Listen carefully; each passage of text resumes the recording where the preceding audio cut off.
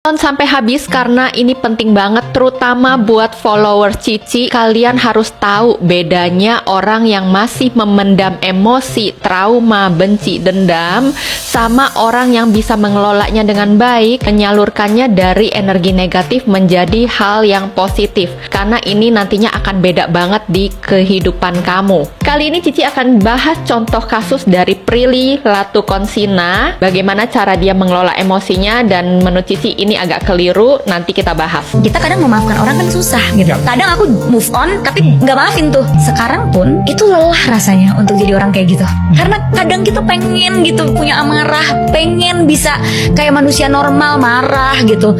Pengen juga bisa nyuapin ego kita gitu. Kan egonya ditekan terus kan ke dalam gitu. Makanya aku sangat memerlukan support system, sahabat, nggak perlu banyak, cukup satu orang atau dua orang yang bisa jadi tempat sampah aku untuk aku keluarin ego aku. At least ada tumpahannya gitu.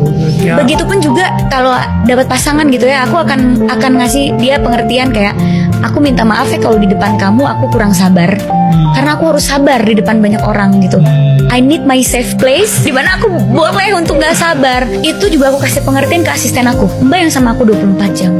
Aku minta maaf kalau aku kurang sabar ke Mbak, karena aku harus sabar di tempat lain. Aku minta maaf kalau di apartemen ini aku kelihatan amarahnya, kelihatan marah, mungkin Mbak ngeliat aku nangis, mungkin Mbak ngeliat aku punya emosi yang Mbak gak lihat kalau aku di depan orang, karena safe place aku cuma Mbak dan apartemen ini gitu. Nah, buat yang udah nonton videonya, karena kita sama-sama bisa lihat ya, menurut Cici, Prilly ini dia cara mengelola emosinya itu keliru. Jadi kelihatan banget dia tuh memendam emosi kemarahannya tuh di bawah sadarnya dia.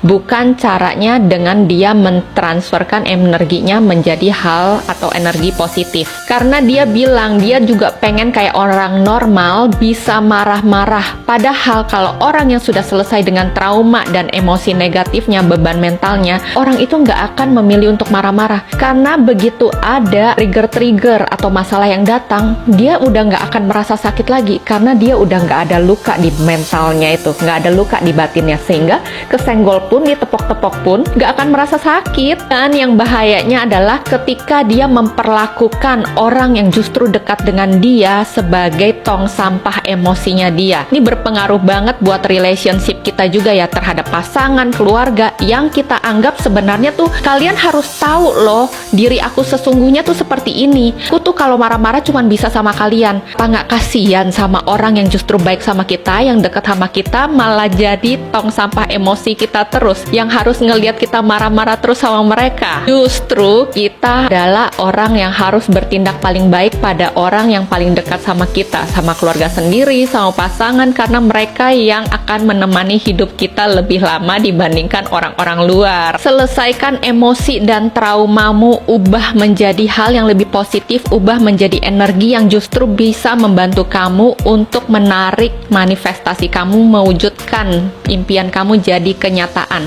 Bukan justru jadi emosi yang kau pendam terus di alam bawah sadar kamu, yang justru akan menghambat masa depan kamu. Cici sudah ajarkan cara ini di series Cici hapus mental block dan trauma. Kalian bisa kontak admin cek di story ya, nomornya ada di story, atau hubungi di IG karena di situ akan dapat diskon yang menarik banget buat kalian.